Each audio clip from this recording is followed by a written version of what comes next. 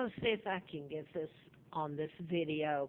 I was kidnapped in 41 and brought to Moulton, Alabama, and given the name of a twin, Peggy Ann Dempsey. I married a Childers. This is the family that's glossed over. Believe me, they didn't look that way.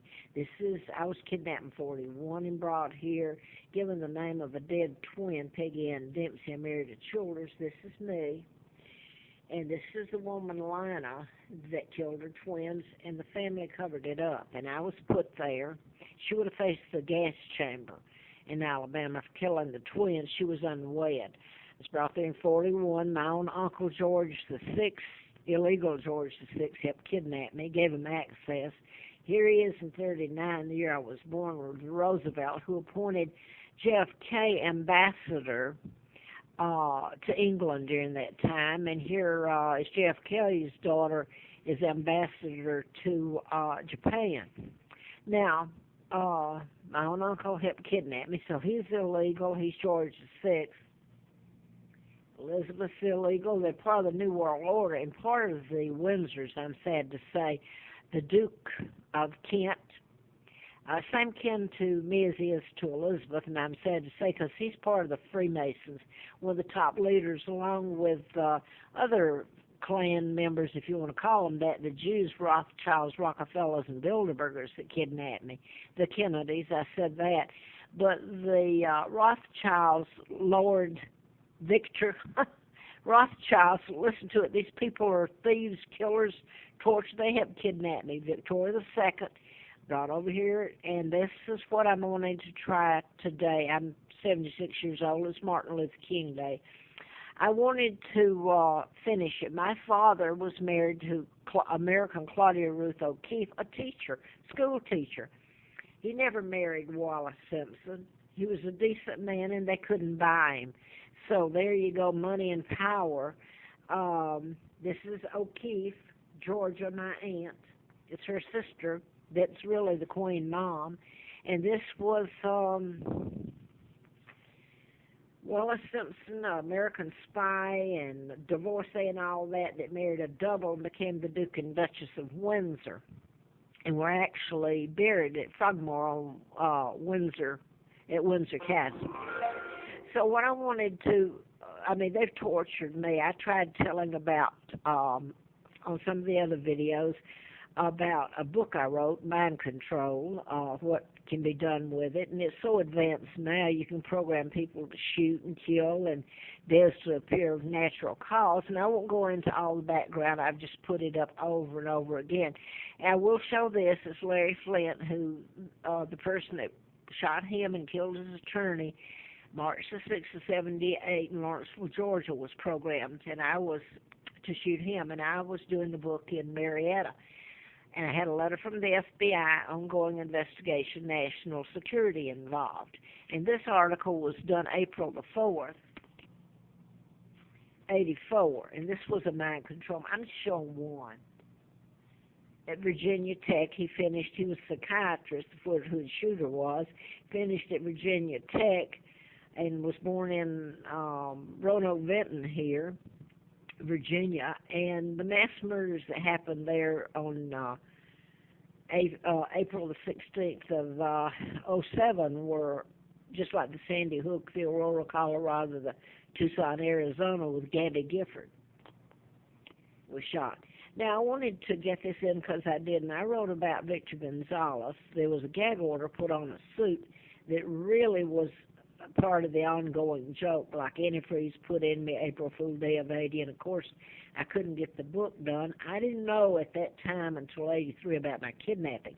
I thought this was because of the book, excuse me, and the murders that happened at Piedmont Hospital and the other murders I wrote about.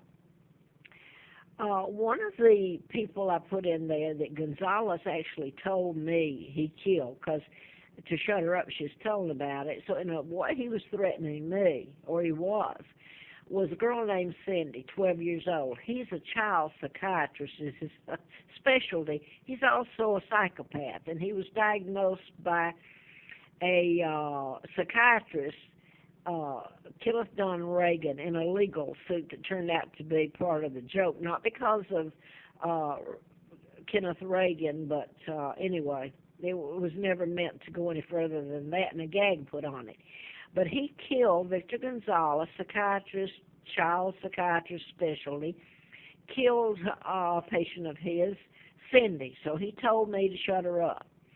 Then there was a girl, a young lady, very attractive girl, petite, and she had longer hair that was pretty and tied back like a ponytail kind of. And she worked. He told me she worked for Eastern Airlines. He killed her for the same reason she was telling about. It's rape. It's a mind control. Maybe not as similar, I don't know, as to the mind control I talked about programming, but what a psychiatrist or a doctor or some preachers can have this transference, and it's just as much a chain, and it's rape many times over. It's so devastating to go and pay somebody to rape you and ruin your life where you've gone hoping they would help. But anyway, there was a gag order put on it. And the one thing I didn't put in the other videos, I did say something about this. Cindy and the other girl, young lady, Eastern Airlines, when I was doing the book, I'd moved up from a couple of blocks up from Moonraker Apartments to Laurelwood. And it was just a couple of blocks up, and I got a letter from the FBI, June the 23rd of 79, ongoing investigation, national security involved. So I thought it was the book. I didn't know about being kidnapped. But this was told to someone, whether she lied, I don't know. I know she did say it. So much was going on, and I feared for the life of my kids, and it was like terror with everybody knowing it, about the book, about the state crime lab in Georgia, all of it, DeKalb County, nothing. It was still going on to us, and I had antifreeze put in me April the 1st of 80, and my kids, I have no idea where they are. They're heirs after me, Mark and Scott, and this is one of the mind control murders I'll show you that was done in patterns. Mark Kelly's married to Gabby Gifford, the congresswoman, in the Tucson, Arizona shootings where 12 were killed, and his twin is Scott. My son's names are Mark and Scott, but this gets to be in the patterns. I wanted to mention this girl, though, back that did tell this to this person, and I know they did, whether she was told to lie or it was true. This is in 79 when I got the letter from the FBI and the book, and then I had the antifreeze put in me.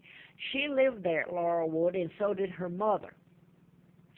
And she was probably late teens. She went to Victor Gonzalez, psychiatrist there in Atlanta. He was at Cliff Valley Way, Parkland at the time. He was at Parkland. He was at Parkwood in Atlanta at the time, Cliff Valley Way Street.